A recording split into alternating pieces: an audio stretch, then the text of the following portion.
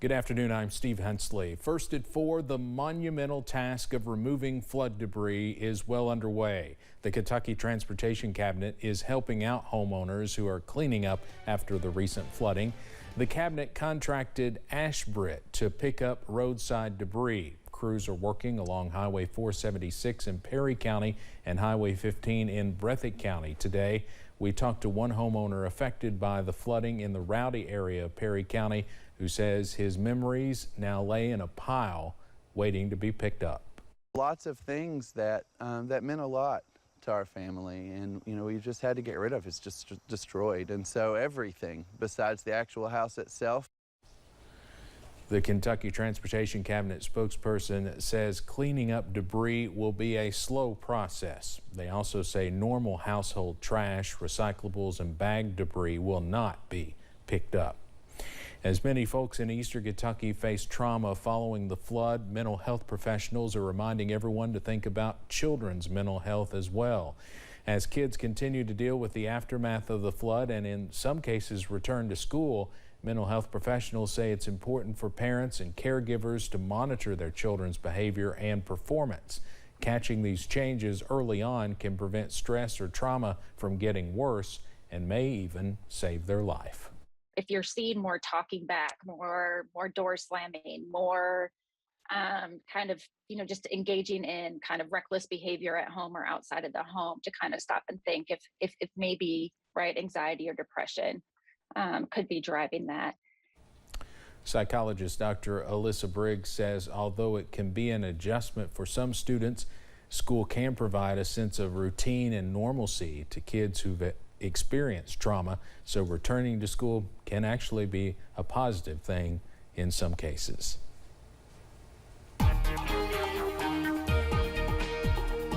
Well, not everybody's seeing them, but the potential there for a few scattered showers and storms as we run through the afternoon. And that's a theme that I think we'll be dealing with as we head through the bulk of this work week. Outside right now, you see some dark, low-hanging clouds. Matter of fact, over toward UVA-wise, that's where the bulk of the shower activity has been, over where we have the highest elevation. The air kind of riding up those mountains and forming clouds and showers out toward places likewise. Low 70s out there. Sunshine out as we head toward London Corbin Airport, and we're 11 degrees warmer, sitting at a temperature of 83. You see, for the most part, temperatures are right around or just below average. 84 in Middlesboro, 83 in London, and most of the area in those lower 80s, but areas that have seen a little bit more cloud cover. Pikeville's at 73, Jackson's at 72. Those dew points a little elevated as well into the middle and upper 60s, so you do feel it out there.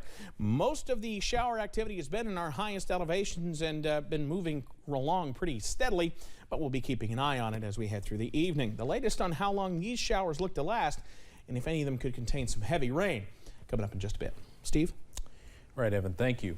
We are learning more about a hazmat situation at the Toyota plant in Georgetown that sent one man to the hospital.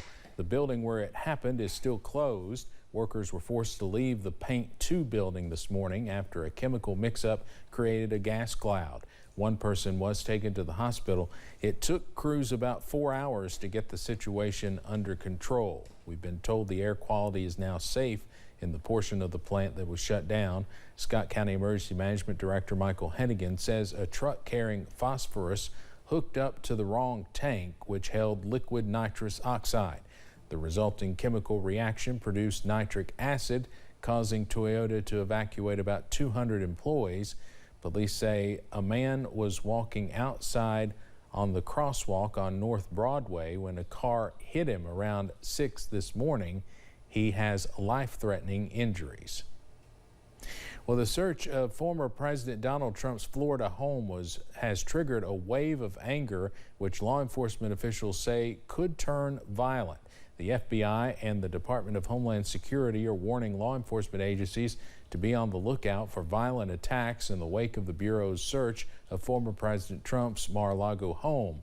The Joint Bulletin warns of a plot to place a dirty bomb in front of FBI headquarters, as well as online posts calling for civil war and armed rebellion.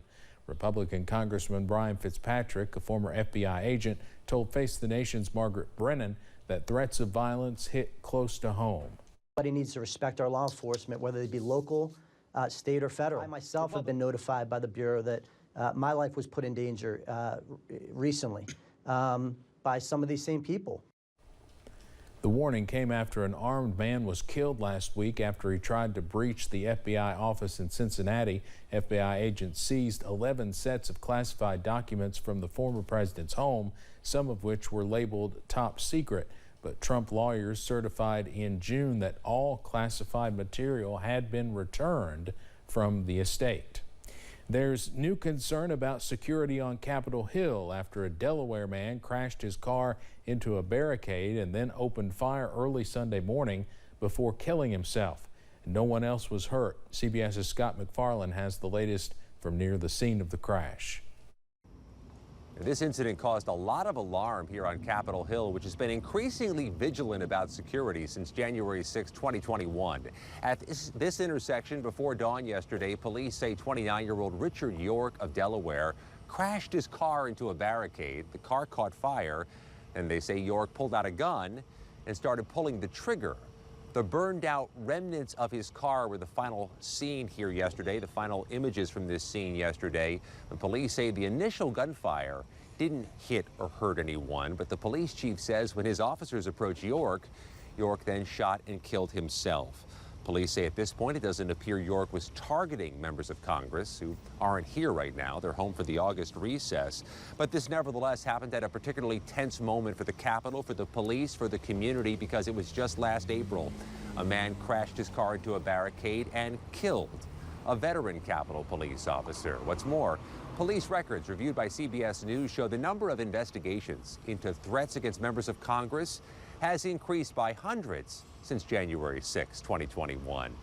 Right now, the motive isn't clear why someone would drive all the way to the Capitol complex and crash and pull out a gun. Scott McFarland, CBS News, Capitol Hill. The Capitol Police Chief says officers did not hear the man say anything before he opened fire. They are also looking into whether he set his car on fire because the crash did not seem to cause the fire. Prosecutors in Georgia are targeting Rudy Giuliani in an election probe, according to one of the former New York mayor's attorneys. That's what the Fulton County District Attorney's Office in Georgia told him. At issue is whether Giuliani violated the law during his efforts to flip the 2020 election results in Georgia on former President Donald Trump's behalf. Giuliani met with Georgia state legislators 3 times in December of 2020, twice in person and once remotely.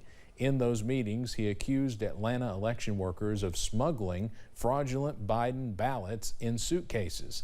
President Biden won Georgia by nearly 12,000 votes. Giuliani is set to appear before a special grand jury in Georgia Wednesday. 2 former Minneapolis police officers charged in George Floyd's death have rejected a plea deal.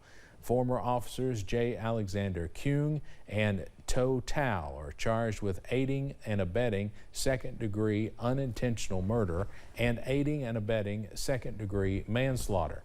Floyd died in May of 2020 when another former officer knelt on his neck during an arrest. The former officers are choosing to go to trial, which is set to begin October 24th. The 2 former officers, as well as former Officer Thomas Lane, face both state and federal charges for their roles in Floyd's death. They were convicted of violating Floyd's civil rights in February. Defense Secretary Lloyd Austin has tested positive for COVID-19. Austin tweeted today he is experiencing mild symptoms. The 69-year-old said in his statement he is fully vaccinated and double boosted. Secretary Austin also said he will remain in quarantine and work from home for 5 days. He said he last saw President Joe Biden in person on July 29th. The president came down with the virus earlier in July and tested positive again on July 30th, days after testing negative. Let's head over to Wall Street now on this Monday. The Dow closes up more than 151 points. We'll have more financial news in our next half hour. Straight ahead on First at 4, a fireworks explosion in Armenia leaves several people dead. Plus, showers are back in the forecast as we head through the work week. The very latest coming up.